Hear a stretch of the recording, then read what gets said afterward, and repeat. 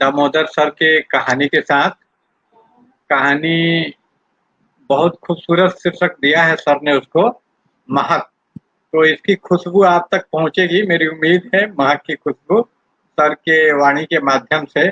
और मैं इस कहानी का सारांश आपको नहीं बता रहा ताकि आपकी जिज्ञासा बनी रहे और उन्हीं के सुकंठ से इस कहानी को आप सुने, इसकी कोशिश है। और सर किसी परिचय के मोहताज नहीं है। हमारे जो नियमित श्रोता और दर्शक हैं, जैसे नबीला जी, परितोष दा और तमाम हमारे साथी जो हमेशा आते हैं, हमारा उत्साहवर्धन करते हैं, सब लोग सर के बारे में जानते हैं कि मराठी, हिंदी, अंग्रेजी भाषाओं में समान अधिकार रखने वाले दामोदर मोरे सर ने विपुल मात्रा में लेखन किया है। और बौद्ध साहित्य, बौद्ध जो धर्म है, अम्बेडकरवादी आंदोलन है, इन सब के ऊपर सर का अधिकार है, अथॉरिटी है वो। तो ये बड़ा दुर्लभ एक चीज होता है कि जो आदमी वैचारिक लेखन में, बौद्धिक लेखन में इतना प्रवीण हो, वो सृजनात्मक लेखन जैसे कहानी, कविता भी इतनी सुंदर कर पाए, क्योंकि इन विधाओं को प्रायः गरिष्ठ और खुश्क मान लिया जाता है, सुस्त मान लिया जाता है। लेकिन सर ने अपने अंदर के कोमलता को, नाजुकी को, रचनात्मकता को मरने नहीं दिया है।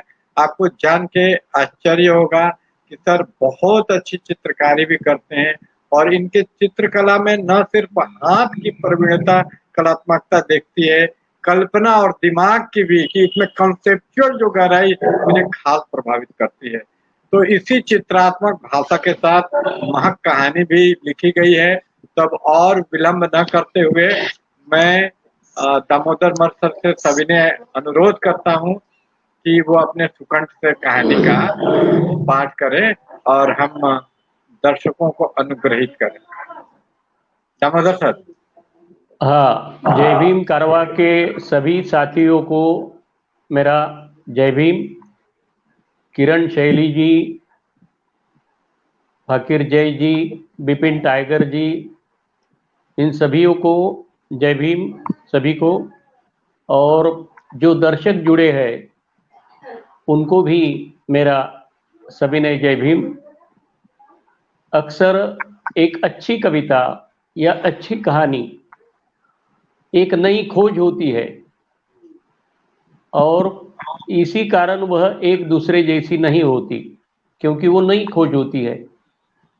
नई खोज के लिए प्रतिभा की जरूरत होती है।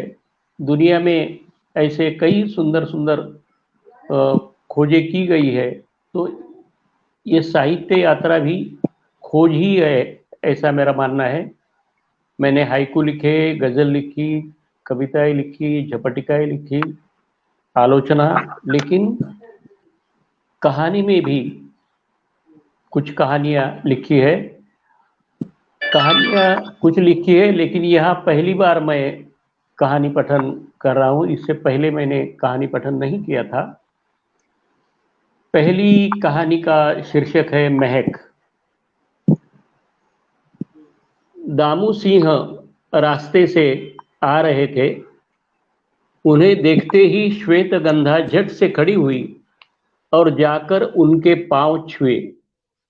दामू सिंह उसे बोले, बेटी श्वेतगंधा, कितनी बार कहा तुझे मेरा दर्शन मत लेना, मगर तू तो मानती ही नहीं। दादाजी, रास्ते पर कब से निगाहें बिछाए बैठी हूं, अब आएंगे दादाजी, अब आएंगे दादाजी। दादाजी का तो पता ही नहीं। हमारी बिटिया पर कोई बिजली गिर पड़ी है या आसमां टूट पड़ा है? कहीं तेरे सास ने मिट्टी का तेल तुझ पर डालकर तुझे जलाने की कोशिश तो नहीं की? नहीं नहीं दादाजी, नहीं, ऐसा कुछ भी नहीं। तो फिर तेरे पति नाम के दयालु परमेश्वर ने तुझ पर दया करते हुए डंडे तो नहीं बरसाए तेरे पीठ पर, और तू आई आंखों में बौछार लेकर? नहीं दादाजी, नहीं, ऐसा बिल्कुल भी नहीं। अरे वाह, आसमां आज निरभ्र कैसे, इतना नेत्र सुखद नीला कैसे? कहीं भी बादल बरसते दिखाई नहीं देते किसी की आंखों से। दादाजी, यह तो मेरे प्यारे दादाजी का करिश्मा। नहीं बिटिया, नहीं नहीं नहीं नहीं नहीं, आकाश का नीला होना कुदरत का करिश्मा। हाँ बराबर है दादाजी, लेकिन आप भी सचमुच कुदरत का करिश्मा है। आपकी सदाचारी दवा का यह मधुमीठा फल है। अब दर्द के बादल मेरे आंगन में आते नहीं, अब खुशी के पंछी मेरे आंगन में देखो देखो नाच रहे हैं। क्या तेरे पति ने उसके हाथ का डंडा फेंक दिया और वह साधु बन गया? क्या तेरी सास ने गंगा में डुबकी लगाई जिससे अचानक उसमें परिवर्तन आया? नहीं दादाजी, नहीं। आप ही तो कहते हैं ना कि गंगा स्नान से न तो पाप क्षालन होता है न स्वभाव परिवर्तन। तो फिर यह नीली सुबह कहीं हुई कैसे? दादाजी, पूछते ही रहोगे या मुझे बोलने भी दोगे? बोल बिटिया बोल, पीड़ितों के हर लफ्ज का होता है मोल।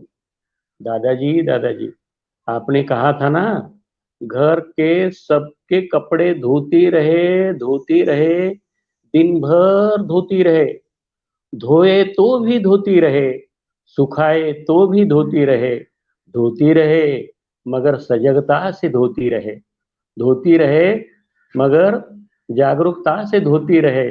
धीरे धीरे कपड़ों का मैल निकल रहा है, ऐसा सोचते हुए धोती रहे। खिलखिली कली की तरह श्वेतगंधा हंसी और वह बोली, मैं 8 दिन कपड़े धोती रही दादाजी, धोती रही। सास के मुंह से शब्दों के गुब्बारे उड़ने लगे। अरे यह तो पागल हुई। मेरे प्यारे पति के मुंह से शब्दों के कांटे मुझे चुभने लगे। वे कह रहे थे अब इसे शॉक ट्रीटमेंट की जरूरत है। सचमुच मैं ही मुझे पागल लग रही थी दादाजी। 7 दिन कपड़े धोते धोते जब झेन का जरा सा भी झाग दिखाई नहीं दिया, तब आप भी मुझे पागल लग रहे थे दादाजी। लेकिन डटी रही, आप पर विश्वास जो था। 8वें दिन मैं तहे दिल से कपड़े धोने लगी, धोते धोते उसमें खो गई। मुझे पता ही नहीं चला, मेरे अंदर ही अंदर झेन का झाग जगमगाने लगा। दादाजी, कैसे कहूँ वह खुशी। झेन की इंद्रधनुष से झाग का पता चला। कपड़े इतने सुंदर निकले कि पति सास ससुर को बहुत पसंद आए। मैंने महसूस किया अपने आप को मैंने महसूस किया अपने आप को, अपने मन को धोती गई, तो उन कपड़ों की तरह मैं भी परिवार के सभी को पसंद आने लगी, पसंद आऊंगी। दादाजी, ध्यान में बैठकर मैं मुझे धोती गई, मेरे मन का मैल चला गया, विचारों का कीचड़ चला गया, चलता गया, निर्मल जल बन गई हूं मैं। सचमुच परिवार के सभी सदस्य मुझे चाहने लगे हैं दादाजी। उनके पलकों की छाया में मैं अब खुशी महसूस कर रही हूँ। दामू सिंह शांति से सुन रहे थे। उनके मन की टहनियों पर आनंद की कलियां खिल रही थी।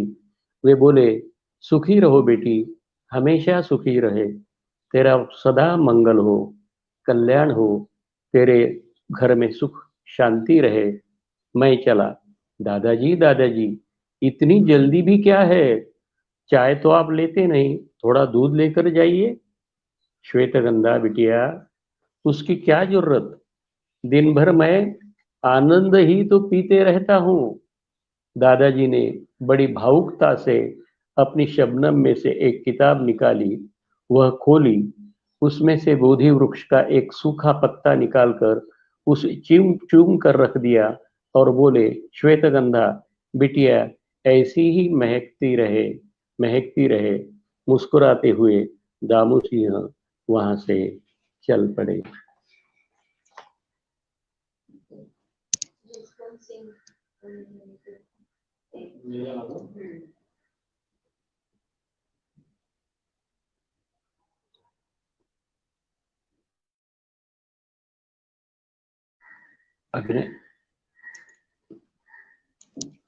आवाज नहीं आ रही जय जी, आवाज नहीं।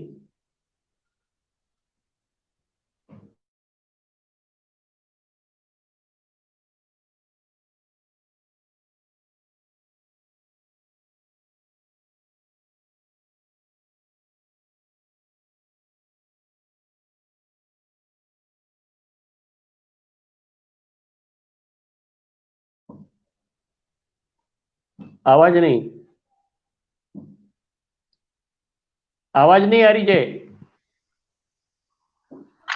अब आवाज, हाँ अभी अभी आ रही, अभी आ रही। हाँ अभी आ, तो अभी हम लोगों ने महक कहानी सुनी, और ये कहानी बड़ी सुगठित और सूक्ष्म भावों को पकड़ने वाली मनोवैज्ञानिक कहानी है। और इसमें बहुत सूक्ष्मता से एक पोती और दादे को दामू सिंह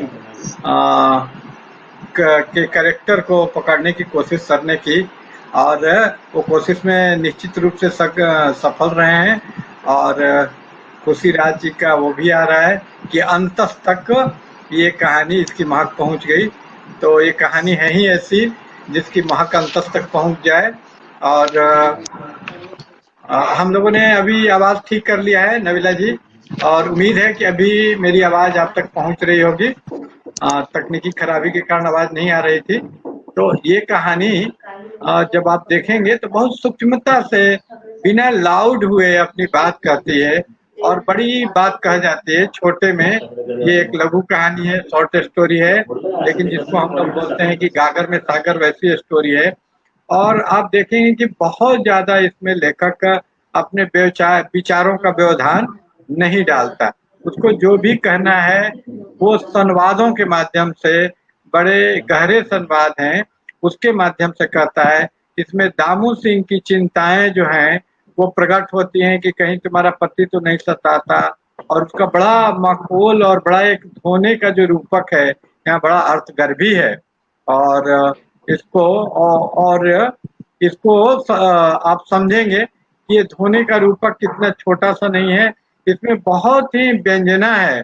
और इसके द्वारा एक स्त्री की क्षमता को रेखांकित किया गया है कि किस तरह वो किसी भी प्रतिकूल स्थिति पर वो विजय पा लेती है। और इस कहानी पे और भी चर्चा करेंगे अगर समय रहा तो। और फिलहाल मैं चाहता हूँ कि दूसरी भी कहानी सर की सुनी जाए। तो सर से अनुरोध है कि चूंकि कहानी सुनना ज्यादा महत्वपूर्ण है उसकी आलोचना से, और इसके लिए अलग से भी हम लोग समय रख सकते हैं सर की रचनाओं पर चर्चा के लिए। फिलहाल हमारा ज्यादा मन है कि सर के श्रीमुख से उनकी दूसरी कहानी हम लोग सुने। तो सर से अनुरोध है कि अपनी दूसरी कहानी भी हमें कृपया सुनाएं। धन्यवाद जय जी। दूसरी कहानी का शीर्षक है शर्म।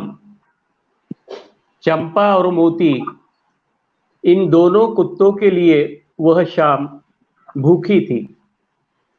दोनों द्वार द्वार पर भटके, लेकिन किसी की करुणा ने उनकी तरफ रोटी का एक टुकड़ा भी नहीं फेंका।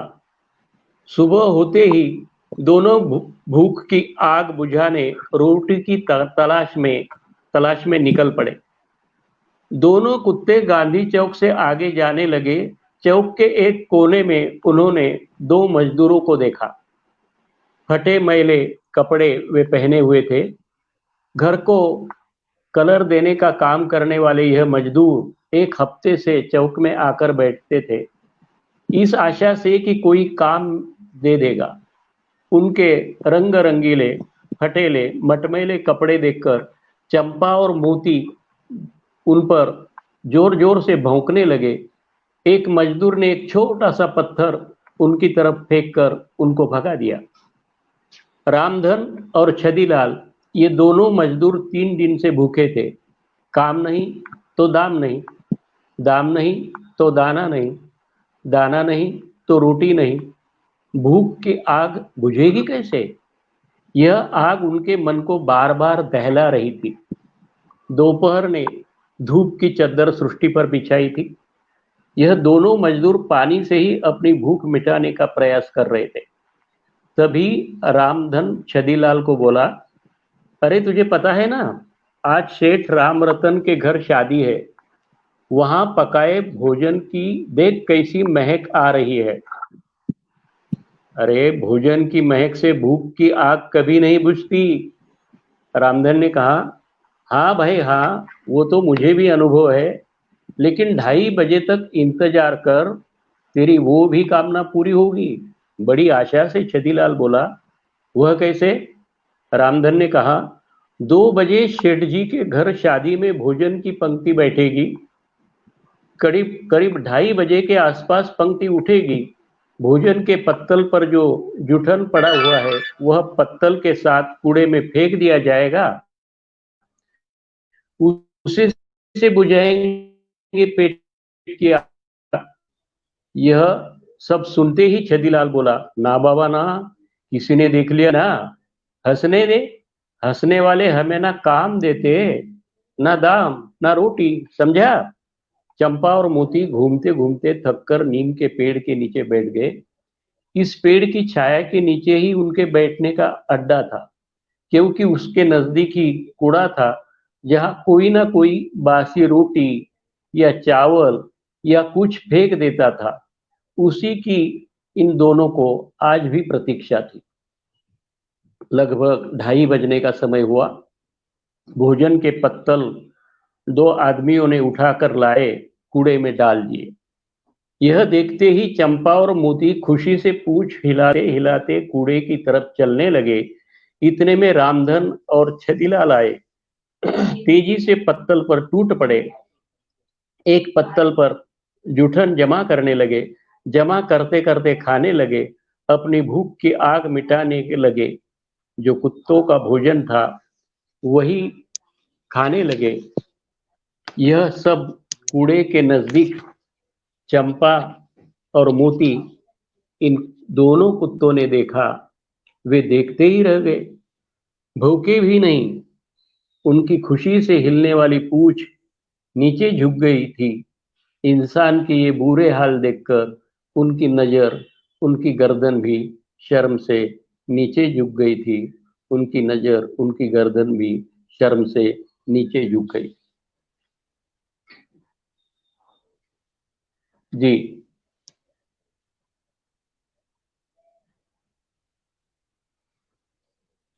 आवाज नहीं आ रही।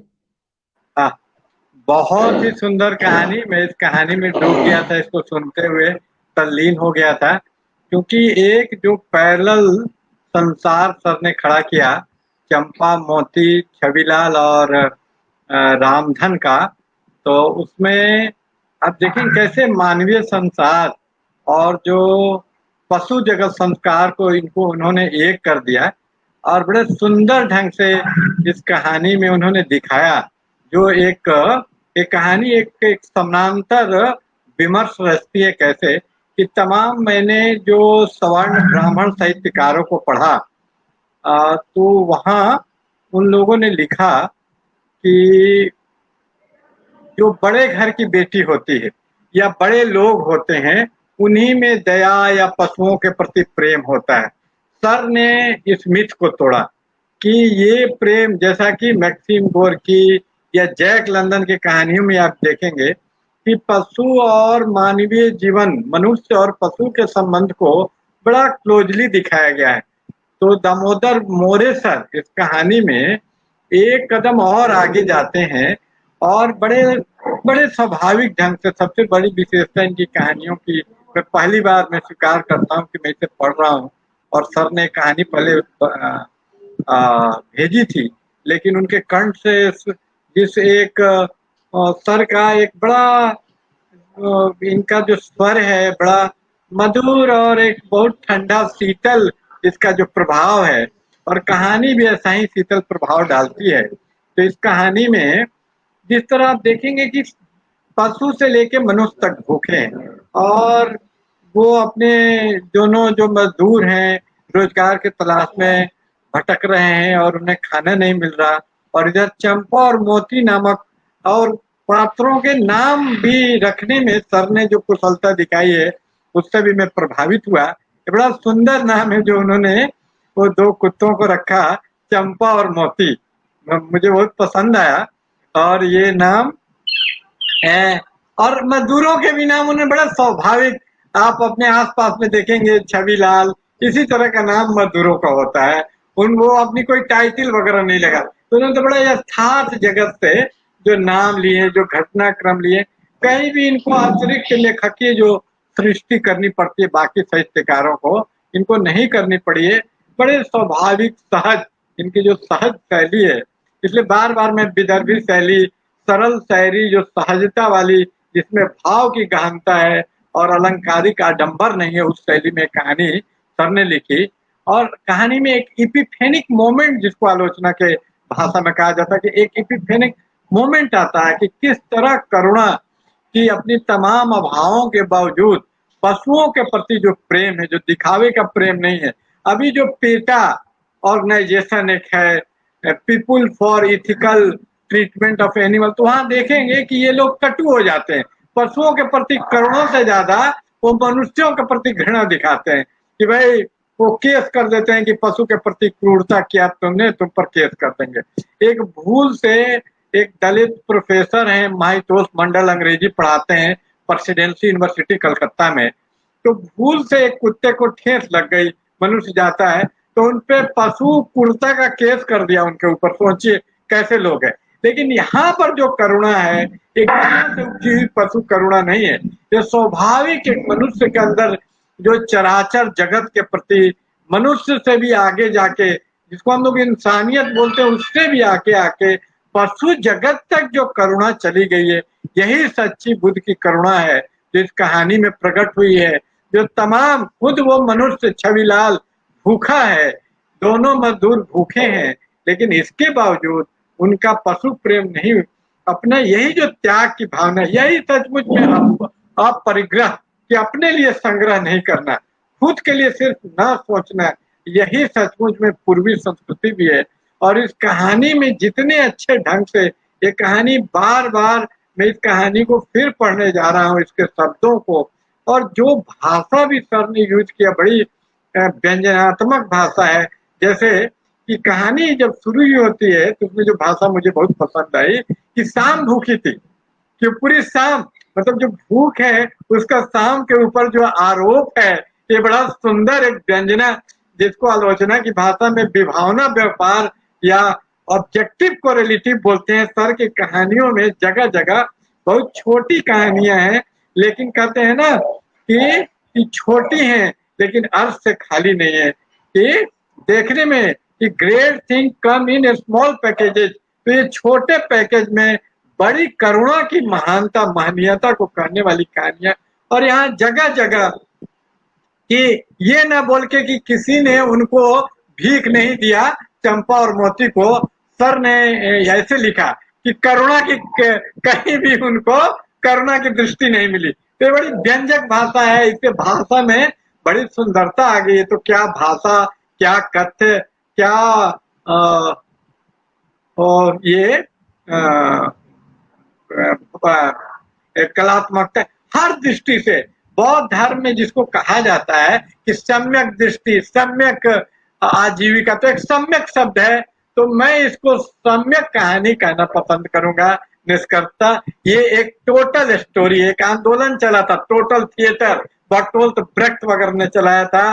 तो सर के द्वारा भी मैं कहूंगा कि एक आंदोलन ही है कि इनकी जो भी कहानी अपने आप में सेल्फ कंटेंड है, उसको पढ़ने के लिए अन्यत्र किसी आलोचना के भी टूल की जरूरत नहीं है। और मैं भी जो बोल रहा हूँ ये अतिरिक्त ही है, कहानी अपने आप में सम्यक है, संपूर्ण है। इसलिए मैं ज्यादा वक्त न लेते हुए और सर से अनुरोध करूंगा कि इस क्रम को आगे बढ़ाएं। बहुत सुंदर कहानी के लिए सर को एक बार फिर धन्यवाद। हाँ जय जी, बहुत बहुत धन्यवाद। दर्शकों के बहुत धन्यवाद। मेरी अगली कहानी का शीर्षक है बैल की टांग। सखाराम से शांताबाई ने कहा, अब दिवाली आ रही है, शोभा को लाने के लिए आप जाइए। शोभा दोनों के दिल का सुनहरा टुकड़ा था। बड़ी धूमधाम से उन्होंने उसकी शादी की थी। पहली बार शोभा को लेने सखाराम निकले। शोभा को रतनपुर के बड़े जमींदार रायभान जी के बड़े बेटे राजाराम को दिया था। सखाराम उधमपुर से सुबह ही निकले, दोपहर को नांदगांव पहुंचे। रतनपुर छोटा ग्राम होने के कारण वहां बस की सुविधा नहीं थी। नांदगांव से रतनपुर के लिए वे पैदल ही निकले। देह और दिल को दहलाने वाली कड़ी धूप का सामना करते हुए सखाराम जी रास्ता काट रहे थे। उन्हें बहुत प्यास लगी थी, गला सूख गया था। उनकी प्यासी नजर चलते चलते जल तलाश रही थी। 1 घंटा चलते रहे, पानी नहीं मिला। रतनपुर दिखने लगा। 10-15 मिनटों की दूरी पर रतनपुर था। उनकी नजर खेत के एक कुएं पर पड़ी। उनके मन में खुशी के फूल खिले। वे कुएं पर गए, वहां पड़ी बाल्टी उठाकर कुएं से पानी निकाला। पेड़ के नीचे जाकर शांति से पानी पिया। तृप्त हो गए। सखाराम निकलने ही वाले थे तो उन्होंने रास्ते पर से आ रहे अपने दामाद राजाराम जी को देखा और उन्हें आवाज दी। स्वयं उनकी ओर निकल पड़े। दोनों ने एक दूसरे को राम राम किया। राजाराम ने चकित होकर पूछा, उस कुएं की तरफ आप क्यों गए थे? सखाराम बोले, बहुत प्यास लगी थी, कुएं का पानी पिया, कलेजा ठंडा हुआ। राजाराम बोला, लेकिन हमारा कलेजा भड़क उठा ना। देखो, नीम के पेड़ के नीचे 2 धेड़ बैठे हैं। आपने उनके कुएं का पानी पिया तो कैसे हंस रहे हैं साले? जैसे बिच्छू ने काटा हो वैसे चिल्लाते हुए सखाराम बोले, क्या क्या कहा? वह कुआं धेड़ों का है, अछूतों का है? लेकिन मुझे तो साफ सुथरा लगा, अच्छा दिखाई दिया। राजाराम ने कहा, यही तो मुसीबत है, आजकल ये अछूत भी अच्छे रहने लगे हैं। सखाराम ने कहा, चलो जल्दी घर चलो, मुझ पर गोमूत्र के छींटे डालो, मुझे पहले स्नान करना है, मुझे पवित्र होना है। दुर्गंध की तरह यह वार्ता गांव में फैल गई। रायभान जी जब शाम को घर आए तो उन्हें मालूम होते ही आग बबूला हो उठे। 5-7 जवान लड़के को लेकर अछूत बस्ती में आए और गालियां देने लगे। तुम्हारे कुएं के कारण हमारा मेहमान बाटा अपवित्र हुआ, बंद करिए कुआं, नहीं तो उसे हम मिट्टी से बंद कर देंगे। अछूत बस्ती का तुकना आगे आया, बोला, अरे भाई, पानी तो कुदरत की देन है, तुम्हारे और हमारे कुएं का पानी तो एक जैसा ही है। क्या हमारे कुएं का पानी तुम्हारे मेहमान को कड़वा लगा क्या? अछूतों के कुएं से पानी पीने से तुम्हारा मेहमान काला पड़ गया, पीला पड़ गया या नीला? हम तो जैसे का वैसे ही दिखाई हमें तो जैसे का वैसे ही दिखाई दे रहा है। साला हमसे जबान लड़ाता है। कहते हुए रायभान जी ने तुकना को एक जोर से थप्पड़ लगाई। जवान लड़कों ने अछूत बस्ती पर हमला बोल दिया। कई जख्मी हुए। पुलिस आई, दोनों तरफ के लोगों को पकड़कर ले गई। रायभान जी ने पुलिस स्टेशन मुट्ठी में कर लेने से उनके लड़कों को छोड़ दिया गया। दूसरे दिन गांव में पुलिस अधिकारी आए। पुरुषों ने कहा, इस झगड़े की जड़ वो अछूतों का कुआं है साहब, उसे पहले बंद कर दो, नहीं तो ऐसा करो, ऐसा कुछ करो कि वह अस्पृश्यों का कुआं है, ऐसा लोगों को समझ में तो आए। पुलिस अधिकारी सोच में पड़ गए, करे तो क्या करे, इसका हल कैसा ढूंढा जाए। कुछ देर बाद उन्होंने घोषणा कर दी।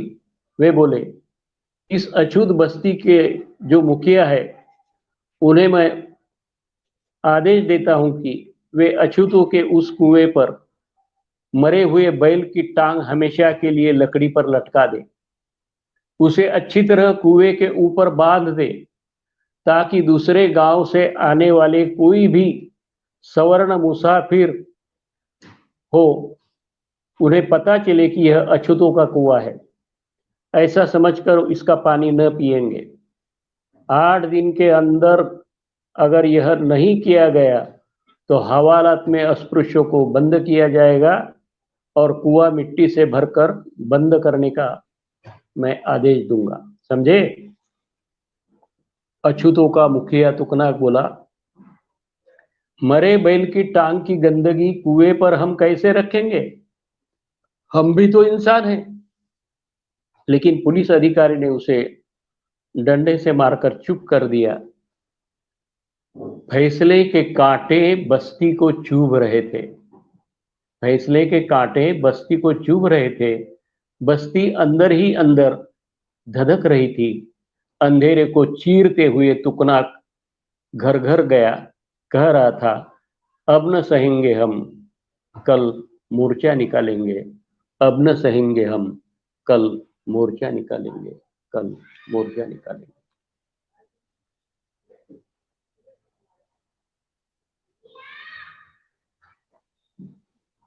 आवाज ऐसा मुझे खैरलांजी की आवाज आई। खैरलांजी एक घटना हुई थी महाराष्ट्र में कि जहां पर बौद्ध दलितों को, वहां कोई अपने आप को महाराष्ट्र और महाराष्ट्र की जो दलित संस्कृति है उसका मैं बहुत सम्मान करता हूँ, इस कारण से कि उन लोगों ने एक वैकल्पिक संस्कृति के निर्माण में सफलता पाई है, जो शेष भारत के दलितों के लिए एक प्रेरणा स्रोत है। आज कोई भी महाड़वाड़ा नहीं कहता, बौद्धवाड़ा कहता है। तो खैरलांजी में भी बौद्ध थे, वो अपने आप को दलित नहीं बजाते। गेल ओमवेट ने खोज किया इस घटना पर कि आखिर वहां किसी से परिचय पूछा जाए तो बोलते हैं कि हम दलित नहीं, हम बौद्ध हैं। तो इसीलिए बौद्ध में बोल रहा हूँ, लोगों को जिन पर अत्याचार हुआ खैरलांजी में, कितने ही दलित जला दिए गए। तो ये सर ने बहुत यथार्थवादी कहानी लिखी है और ये घटना होती है, खासकर इसमें जो पुलिस का वर्णन है कि इसमें जो अत्याचारी वर्ग है उसी के लोग पकड़े जाने चाहिए, लेकिन पुलिस आती है तो दोनों पक्षों को लोगों को पकड़ती है।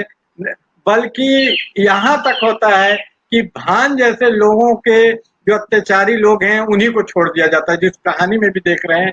और एक मुझे बहुत अच्छा लग रहा है ये बात जान के कि ये जो हम लोग विरोध करते हैं, प्रेमचंद या जगदीश चंद्र जैसे जो साहित्यकार है सवर्ण, जो दलितों के बारे में लिखते हैं, जिसमें इंदिरा गांधी मुक्त विश्वविद्यालय के पाठ्यक्रम में और निराला और प्रेमचंद को दलित साहित्य मान लिया गया है। और इसका हम लोग जब विरोध करते हैं, ठाकुर का कुआं जैसी प्रेमचंद की जो सवर्ण दृष्टि वाली कहानी है उसका हम विरोध करते हैं, तो एक विकल्प के साथ विरोध नहीं कर पाते भाई ये गलत है तो सही क्या है। तो ये बहुत खुशी में बहुत धन्यवाद दामोदर मोरे सर और जनरली जितने भी मराठी दलित साहित्य के लोग हैं, लक्ष्मण गायकवाड़ सर, शरण कुमार निम्बाले, उनको धन्यवाद देना चाहूंगा कि उन्होंने ठाकुर के कुआं के खिलाफ अछूतों का कुआं जैसी कहानी, इस कहानी का शीर्षक मैं अछूतों का कुआं रखना चाहूंगा कि कैसे एक ठाकुर के कुआं के खिलाफ एक अछूत का कुआं एक प्रतिरोध, एक चुनौती बन के खड़ा है, जिसको ढाने के लिए, जिसको तोड़ने के लिए, जिसको बंद करने के लिए पुलिस से लेकर जमींदार तमाम स्वर्ण सत्ता तैयार है कि इसमें मिट्टी डाल देंगे, इसमें बैल की टांग लटकानी होगी और किस तरह से दबाव जो अछूतों के मुखिया हैं उस पर बनाया जा रहा है, बौद्धों के मुखिया, लेकिन वो नहीं झुकते और मोर्चा निकालेंगे। एक संघर्ष, एक लड़ाई के साथ एक कहानी खत्म होती है। ये कहानी को बहुत बड़ी बनाती है।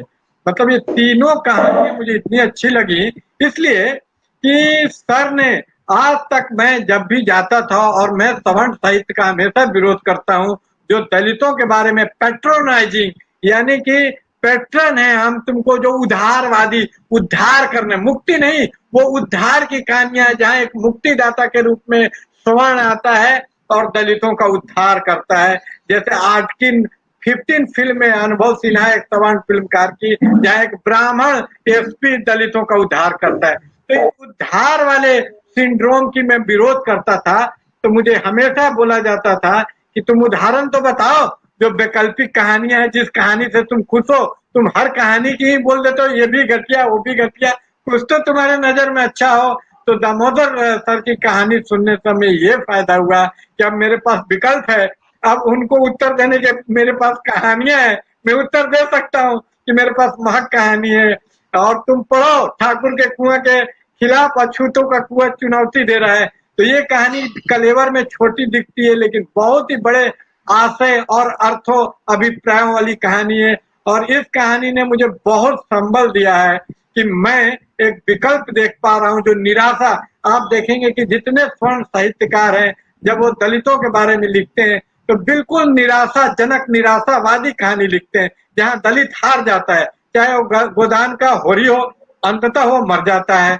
आप देखेंगे कफन का, वो उसमें गरीब लोग को दिखाया गया है। प्रेमचंद ने लिखा बड़े घर की बेटी, जिसमें आनंदी बड़े घर के होने के कारण बहुत दयालु है, लेकिन छोटी जाति के आदमी को उन्होंने क्रूर दिखाया, जो अपनी पत्नी को मरता हुआ छोड़ देता है, माधव और घीसू उसका ससुर। लेकिन सर ने दिखाया कि नहीं, एक मजदूर होते हुए भी किस तरह एक पशु, मनुष्य तो छोड़िए, एक कुत्ते के प्रति भी उसके मन में कितनी दया है। तो सर ने, और मार्क्सवाद के ये बात करते हैं, लेकिन मार्क्स के दृष्टिकोण से भी ये सच्ची कहानी है, क्योंकि मार्क्स ने भी बोला कि सबसे क्रांतिकारी वर्ग मजदूर होता है, सबसे करुणाशील, व्यापक, वैश्विक चेतना, स्वतः स्फूर्त करुणा की चेतना रखने वाला सहयोग। और सर की कहानी में आप देख सकते हैं कि कैसे उन्होंने मार्क्स की कहानी को सही, मार्क्स की बात को सही ठहरा दिया कि मजदूर उसमें सबसे दया, बड़े बड़े अमीर उस मजदूर को, कुत्तों को एक भी टुकड़ा देने के लिए तैयार नहीं है, लेकिन खुद एक भूखा मजदूर उस पर दया करता है। तो एक बड़े कैनवस की कोई भी सर की तीनों कहानी बहुत मुझे पसंद आई, इन्हीं कारणों से कि ये यथार्थवादी, जो सामाजिक अर्थात के अनुकूल लिखते हैं। जबकि प्रेमचंद दिखाते हैं कि किसान जो है खेत को जलता हुआ छोड़ दिया, जबकि किसान को खेत का इतना मोह होता है कि लाख गरीब हो, वो खुद को हार्म पहुंचा सकता है, आत्महत्या कर सकता है, अपने खेत को नहीं। तो ये अर्थात के ज्यादा नजदीक मुझे दामोदर मोरे सर की कहानी मिल रही है, और मेरा मन कर रहा है कि मोरे और कहानी इनसे सुनती रहूं 2 घंटे तक। और ये 3 कहानियों से मेरा मन भरा नहीं।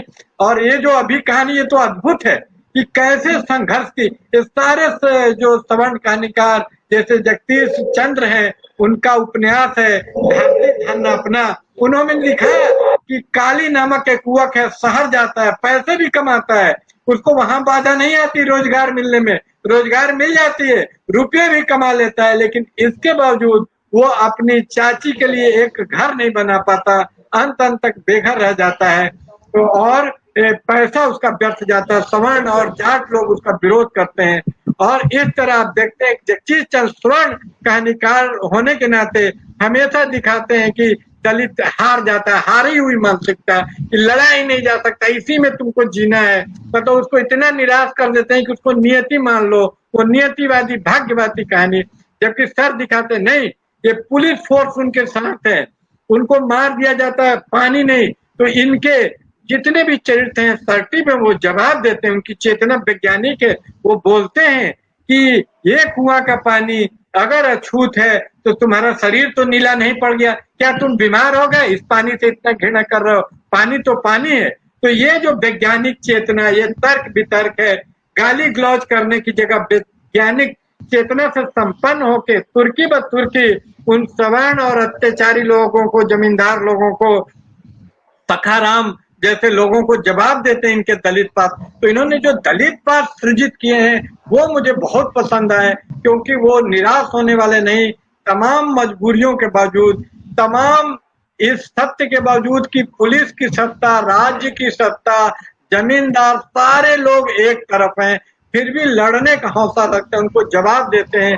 और जवाब में ये नहीं, इवन मैंने कजली कहानी की आलोचना की थी जो प्रहलाद चंद्र दास ने लिखी है, कि उसमें वो समझौता कर लेती है और ब्राह्मण के बेटे के साथ सो जाती है, चंद फायदे के लिए। और इस तरह के पात्र जो ब्राह्मणवाद और कम्युनिस्ट आंदोलन के प्रभाव में जो दलित लेखक भी आ गए हैं, जैसे प्रहलाद चंद्र दास जी, तो वैसी कहानी कजली जैसे लिख देते हैं। लेकिन सर की एक कहानी में भी कोई दलित पात्र किसी से कम नहीं है, असर्टिव है, वो जवाब देता है, उसकी चेतना संपन्न है।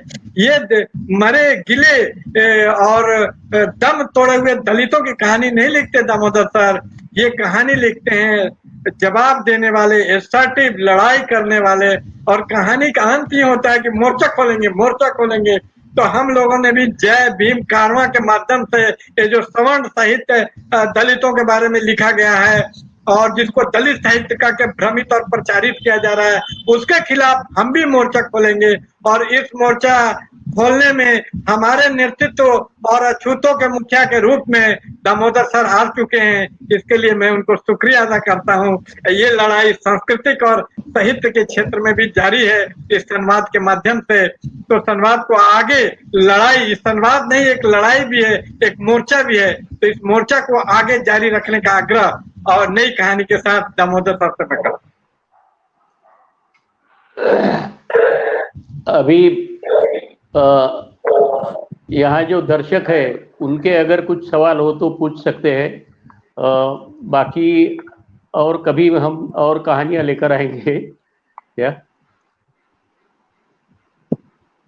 हेलो भाई, मन भरा नहीं और काफी मैं एंजॉय कर रहा था, मुझे बहुत आनंद आ रहा था क्योंकि पहली बार इस तरह के सशक्त चरित्र, और मुझे ये बिल्कुल स्पष्ट हो गया कि एक सशक्त आंदोलन, सामाजिक आंदोलन बहुत जरूरी है ये सशक्त साहित्य के लिए।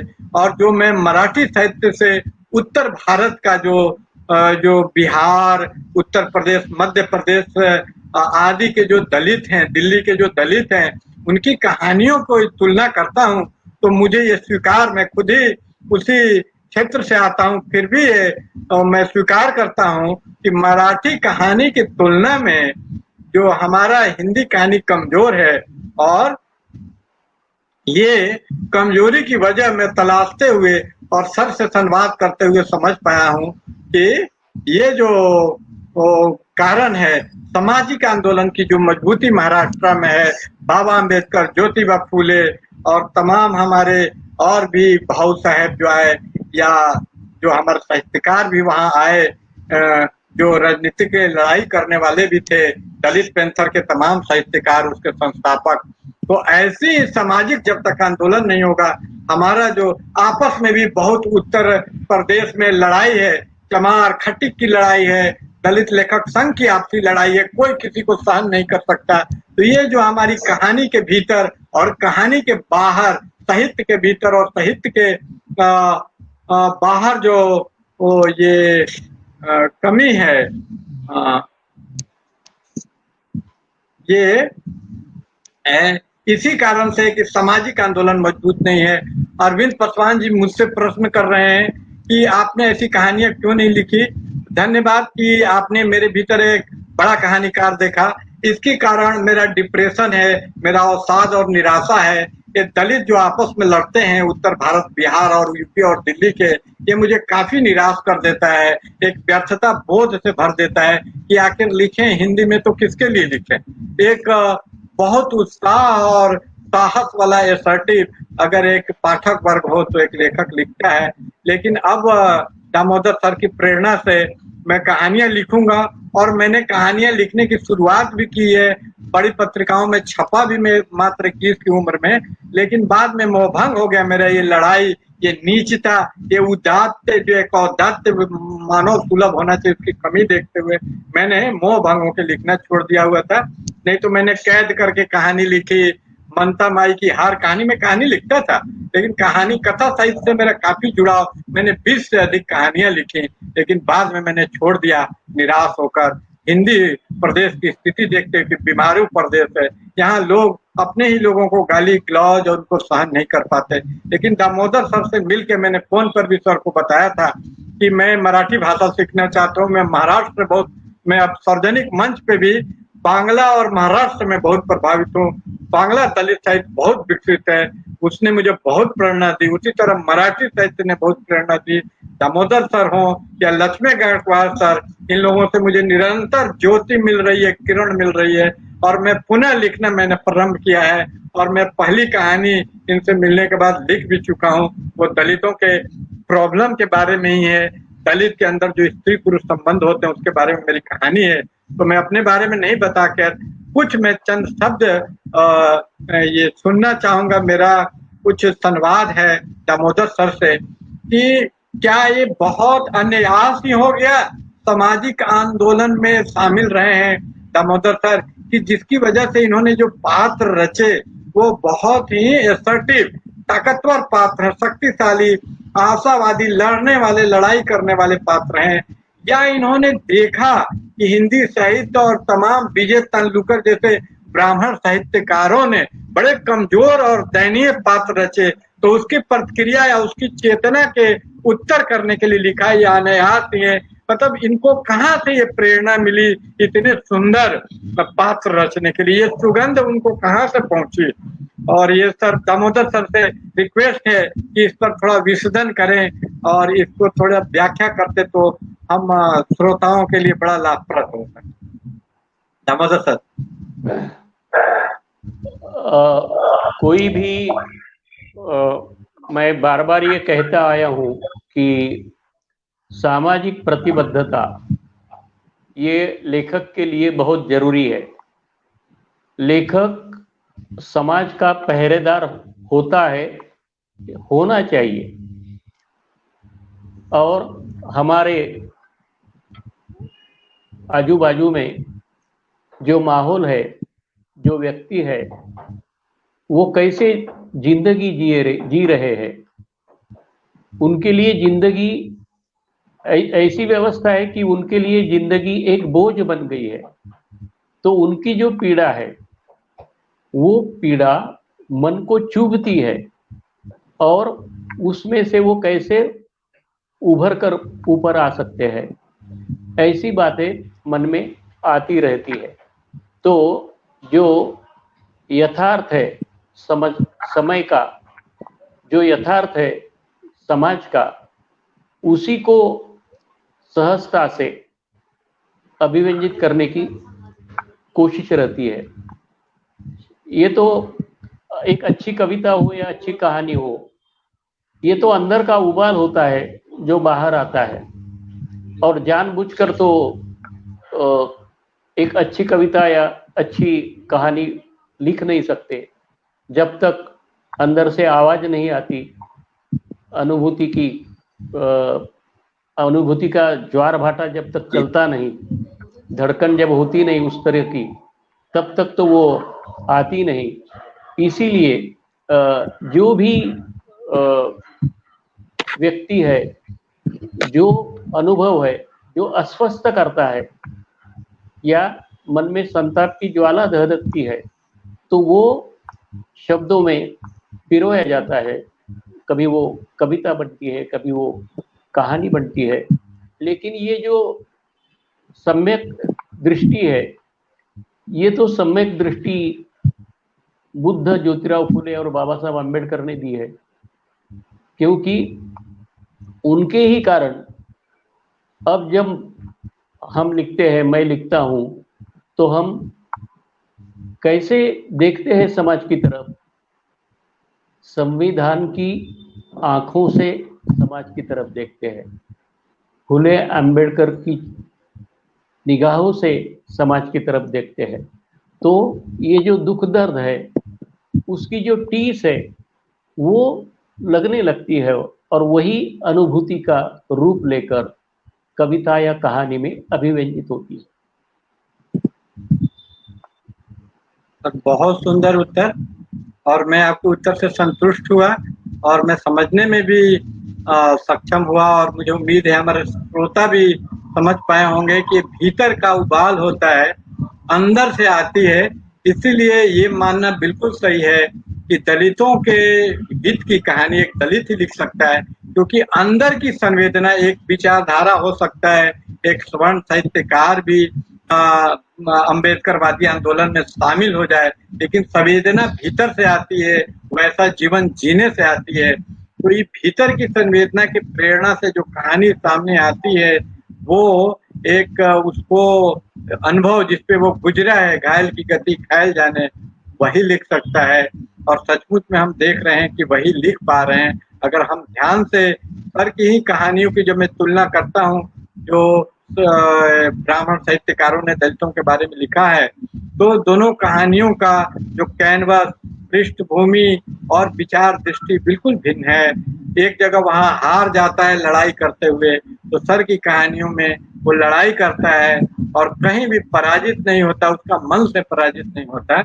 और मैं सर से एक अगला सवाल करना चाहूँगा कि ये बड़ा महत्वपूर्ण सवाल है, इसलिए कि इससे कुछ जो घटनाएँ घट रही हैं जो हिंदी प्रदेश में, उससे मैं बहुत दुखी हूँ और हमारे तमाम जो पाठक हैं, हिंदी साहित्य से रुचि लेने वाले हैं, वो दुखी हैं कि ये जो व्यक्तिगत महत्वाकांक्षा जो साहित्यकारों, हिंदी दलित साहित्यकारों की है, जिसको सामाजिक प्रतिबद्धता सर ने कहा, उसके ऊपर हावी हो जा रही है। सामाजिक प्रतिबद्धता कम हो जा रही है या शून्य हो जा रही है।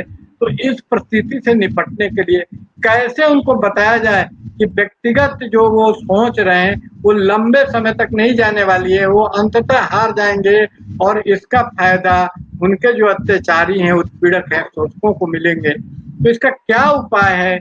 इसके लिए मेरे जैसे जो नौजवान और जवान लेखक हैं, वो क्या करें? वो अपना रास्ता किस तरह चुनें? क्योंकि हम लोग जब नेतृत्व के लिए अपने बुजुर्ग हिंदी दलित साहित्यकारों को देख रहे हैं, तो हम देख रहे हैं वो आपस में लड़ रहे हैं। एक बड़े कन्फ्यूजन की स्थिति बनी हुई है। 3-3 पहले मैं सर ने पूछा था, मैंने बताया 2 गुट है।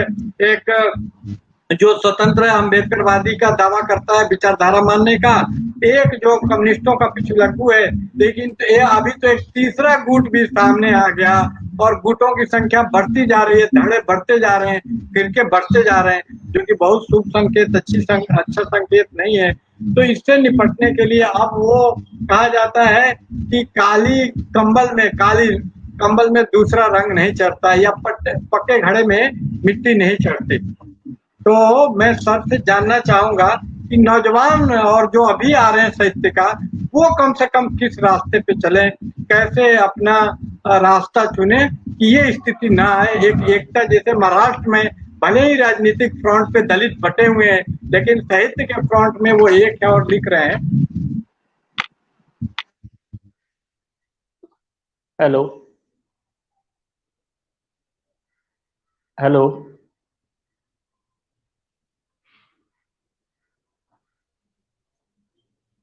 हेलो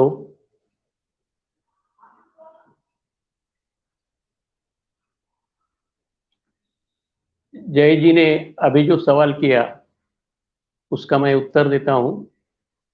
मेरी एक हिंदी कविता की याद आ रही है, छोटी सी कविता है। सुगंध को ये भूलना नहीं चाहिए कि वो फूलों के कारण है। सुगंध को ये भूलना नहीं चाहिए कि वो फूलों के कारण है।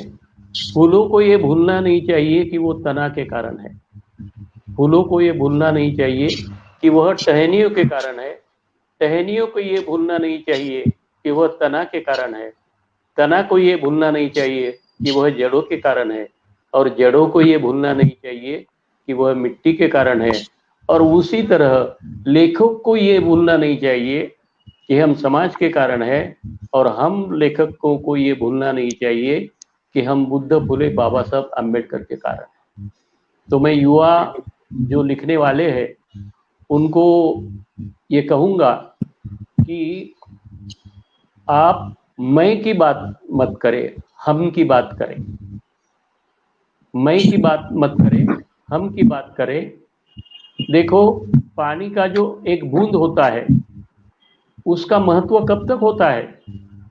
जैसे आप समुंदर पर चले गए, सागर पर चले गए, सागर पर के किनारे पर आप हो और सागर का एक बूंद आपने किनारे पर अगर डाल दिया तो क्या होता है?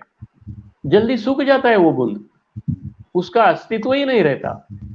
उस तरह जब तक बूंद जैसे पानी में है तब तक उसका अस्तित्व है, पानी के बाहर बूंद का अस्तित्व नहीं। उसी तरह जब तक हम समाज में है तब तक हमारा अस्तित्व है, हमारी एक पहचान है। तो समाज को भूलो मत और मैं को विड्रॉल करो और हम के रूप में बात करो। मैं फेसबुक पर भी पोस्ट डालता हूं, भले ही वो मेरे बारे में हो, मेरा चित्र मैं पोस्ट कर रहा हूं, लेकिन वहां मैं क्या लिखता हूं, मेरी चित्रकारिता ऐसा नहीं लिखता हूं। जय जी ने तो देखा है, हमारी चित्रकारिता ऐसा लिखता हूं, क्या हमारी फोटोग्राफी ऐसा लिखता हूं। तो मैं को छुट्टी कर दो मैं की। वो मैं के पीछे कौन है? मैं के पीछे अहंकार है, और अहंकार आपका मित्र कभी भी नहीं हो सकता, शत्रु है। और ये जो हमारे बंधु आपने जो बताया वो लड़ रहे हैं, वो नहीं लड़ रहे, उनका अहंकार लड़ रहा है आपस में। लेकिन अहंकार की खुशबू नहीं आती, अहंकार की बदबू ही आती है। ये हमें ध्यान देने की जरूरत है। और जहां से बदबू आती है उस बदबू को कोई भी पसंद नहीं करता। तो आप इंसानियत से एकता से आगे बढ़ने की जरूरत है। और जो युवा रचनाकार है वो ऐसे गुट गुट में बटे रहने के बजाय लिखते रहो। सृजनशीलता ही आपके व्यक्तित्व का सौंदर्य होना चाहिए, गुटबाजी नहीं। तो अगर आप सृजनशील बने रहे, सम्यक दृष्टि से लिखते रहे, तो आप एक आपकी अच्छी पहचान बना पाओगे। देखो, आप इस महामारी के काल में जिस बस्ती में जाओ वहां कितनी कहानियां है, वहां कितनी शोकात्मिका है, वहां कितनी कविताएं है, वहां कितना जिंदगी का भीषण नाट्य है। वो देखो, वो देखने की जरूरत है, वो बयां करने की जरूरत है। और अगर ये हम करते हैं तभी हम अच्छी और सम्यक दिशा से जा सकते हैं, ऐसा मुझे लगता है। जय जी। बहुत बहुत अच्छा एक दिशा मिली, और आपने इतना अच्छा रूपक एक मेटाफोर दिया पेड़ का। मुझे सारा चीज, सारी बातें समझ में आ गई कि ये जो साहित्य है और जो भौतिकवादी दर्शन रहा है उसको आपने छोटे से में ही बता दिया कि सबसे पहले इंफ्रास्ट्रक्चर है और संस्कृति जैसी सुपर स्ट्रक्चर चीजें उसके ऊपर है।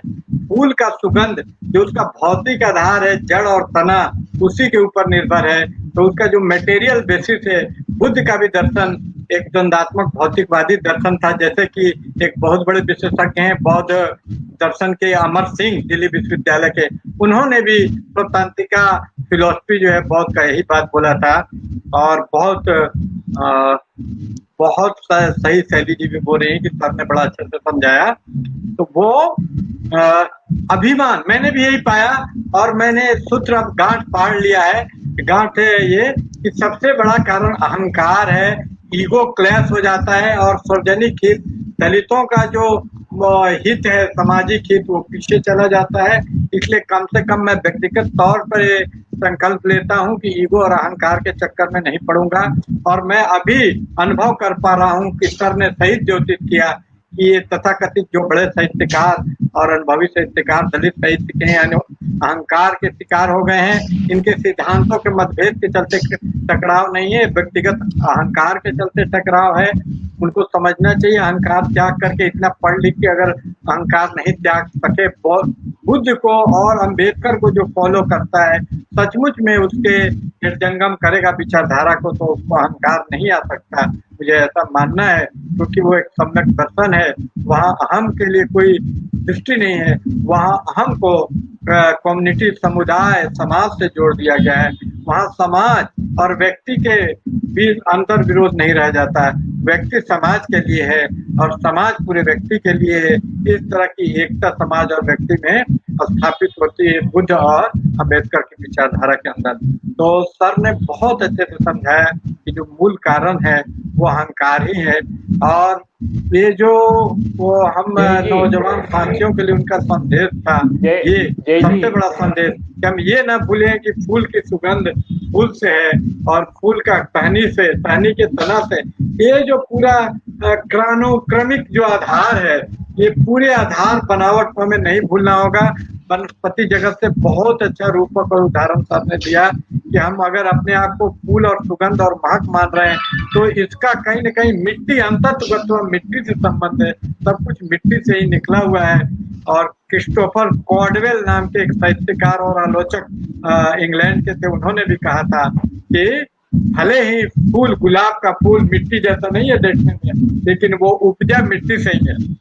तो ये हमें नहीं भूलना चाहिए कि हमें लगता है कि हम इससे भिन्न है। साहित्यकार आम जनता से बिल्कुल अलग है, उसमें अतिरिक्त संवेदना है, वो ज्यादा संवेदनशील है, लेकिन वो इसी समुदाय, इसी के अनुभवों का परिनिष्ठित इलेक्जिर जो है, जैसे कि निचोड़ है, जैसे हम अर्क निकालते हैं, तो वो दलित समाज समुदाय का अर्क है, उससे भिन्न नहीं है।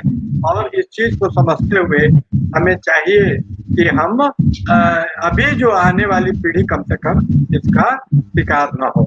और सर को मैं चाहूंगा कि जाते जाते वो हम तमाम जो लोग हैं, जो कहानी लिखने वाले, क्योंकि सर ने 3 कहानियां सुनाई, तो और आगे की कहानियां और ज्यादा संवेदनशील कहानियां हम कैसे मराठी, बांग्ला, हिंदी, जो भी पंजाबी साहित्यकार हो वो कैसे लिखे, क्योंकि जो कथा का विकास महाराष्ट्र में हुआ है, पंजाब में नहीं हुआ है, बिहार में नहीं हुआ है, पिछड़े रह गए हैं, ये पसमानदा है अभी भी।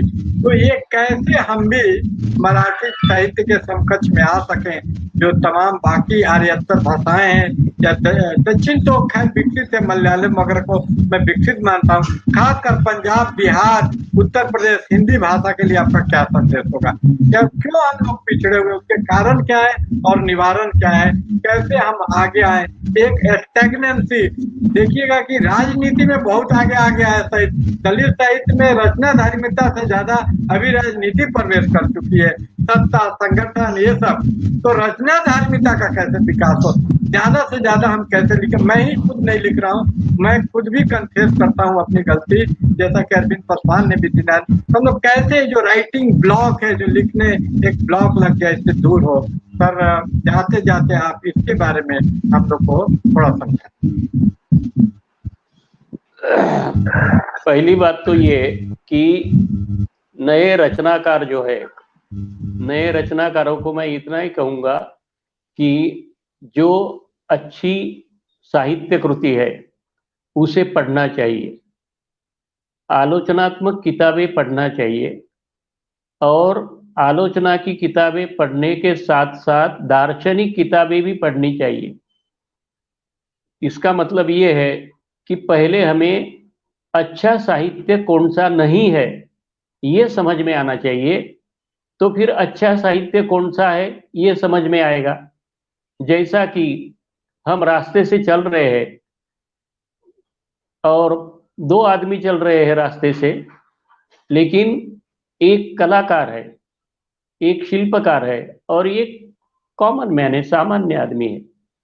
वो सामान्य आदमी को लगेगा कि अरे ये पत्थर रास्ते पर पड़ा है, चलो हम दोनों मिलके हटाते हैं, वो ये कहेगा।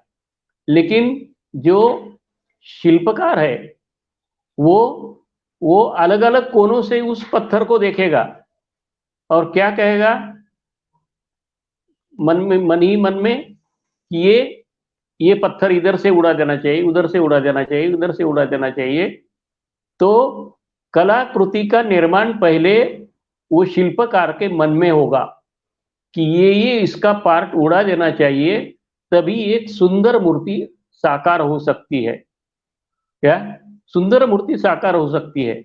इसी तरह हम जिंदगी जीते जीते हमारी एक दृष्टि होती है, तो वो सजग होनी चाहिए। अगर आप सजग है तभी आपको अनुभव मिलेंगे, उसकी अनुभूति मिलेंगी। इसीलिए मैं कहता हूं कि आंखों जैसा सुंदर कैमरा नहीं, लेकिन आंखों का कैमरा तो हर एक के पास है, लेकिन जो कलाकार होते हैं उनके आंखों के कैमरे को प्रतिभा की लेंस होती है, इसीलिए वो आगे का देख सकता है। वो पत्थर में भी देख सकता है, पत्थर में भी सुंदरता देख सकता है। किसी अनुभव में कौन सी मौलिकता है, वो मौलिकता जो छिपी हुई है वो बाहर लाना, उसकी एक दृष्टि होती है। तो अगर आलोचनात्मक किताबें पढ़े, अच्छी किताबें पढ़े और दार्शनिक जो ज्ञान है वो अगर पढ़े, तो उनका स्वयं का व्यक्तित्व समृद्ध हो जाएगा। और ये जो स्वयं का समृद्ध व्यक्तिमत्व है, संपन्न व्यक्तिमत्व है, वो अपनी साहित्य कृति में अभिव्यंजित होगा। इसीलिए ये ज्यादा जरूरी है। बाबा साहब ने कहा था कि अपनी दृष्टि सीमित मत रखना, विशाल रखना। तो ये जो विशालता है, तो वो ये विशालता की बहुत जरूरत है। अगर हम जैसे हम एक उंगली दूसरों के ऊपर उठाते हैं, संगठन में विघटन होता है तब क्या होता है, एक उंगली दूसरों की तरफ उठाते हैं, लेकिन ये भूलते हैं कि बाकी की उंगलियां तो हमारी तरफ रहती है। और ये बाकी की उंगलियां क्या कहती है कि अरे वो ही दोष नहीं है, हम भी दोषी है। इसका मतलब क्या है, तालियां एक हाथ से ताली बजती नहीं। तो ये सोचना चाहिए और ये झगड़ा करने की बजाय सृजनशीलता की तरफ ध्यान दे। बहुत लिखने का बाकी है। बाबा साहब अम्बेडकर के बहिष्कृत भारत, बाबा साहब अम्बेडकर के मूक नायक, बाबा साहब अम्बेडकर के जनता में जो अग्रलेख है, उन उसमें विचार सौंदर्य कैसा है, उसमें भाषा सौंदर्य कैसा है, उसमें मुहावरे और कहावतें कैसी है, कितना सारा काम करने के लिए पड़ा है। और हम आपस में भिड़ रहे हैं। जरा अनुभव से भिड़ो, समाज में क्या चल रहा है उसकी जो धड़कन है उसको बयां करो अपनी साहित्य कृति में। मुझे ऐसा ही प्रामाणिकता से लगता है। सर बहुत धन्यवाद आपका।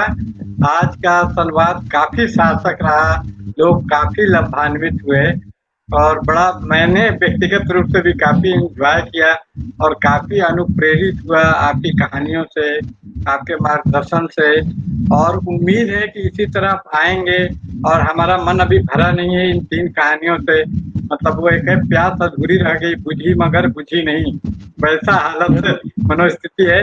और कहानियों के साथ आप उपस्थित होंगे। और आपसे एक और अनुरोध है, वो ये है कि जिस तरह आपने एक बड़ा उपयोगी आपने वो व्याख्यान दिया था, वो ये था व्याख्यान कि आदर्श प्रोफेसर के बारे में, आदर्श शिक्षक के बारे में वो आपका व्याख्यान था कि आदर्श शिक्षक एक दिशा और दृष्टि, उसी तरह एक आदर्श साहित्यकार, एक आदर्श दलित साहित्यकार पर्टिकुलरली दिशा और दृष्टि क्या हो, अभी दिग्भ्रमित है सारे साहित्यकार, इसलिए इसकी बड़ी जरूरत है। तो 2 व्याख्यान में पहले से आपका बुक करना चाहता हूँ। एक तो अपनी नई कहानियों कविताओं के साथ आप आए हमारे पास, खासकर कहानियों की बड़ी प्यास जगी है हमारे दर्शकों और मेरे अंदर। अरविंद जी बार बार आपको साधुवाद दे रहे हैं, आपकी प्रशंसा कर रहे हैं अरविंद पासवान जी और तमाम मेरे साथी फयाज अहमद फैजी भाई भी। तो आप अपनी नई कहानियों और एक आदर्श साहित्यकार दिशा और दृष्टि, ऐसा एक व्याख्यान माला अगर हो तो बड़ा उपयोगी होगा। और इसी अनुरोध के साथ मैं जय भीम बोलता हूँ अपने दर्शकों को और दामोदर सर को भी। जय सावित्री। आपने जो अपेक्षा व्यक्त की आदर्श साहित्यकार दिशा और दृष्टि, मैं आपको आश्वासित करता हूं कि जल्द ही मैं वो विषय लेकर भी आपके सामने आऊंगा। बहुत बहुत धन्यवाद। शुक्रिया सर। हाँ, जय भीम कारवा का बहुत शैली जी सारा आयोजन करने के लिए, शैली जी को भी शुक्रिया।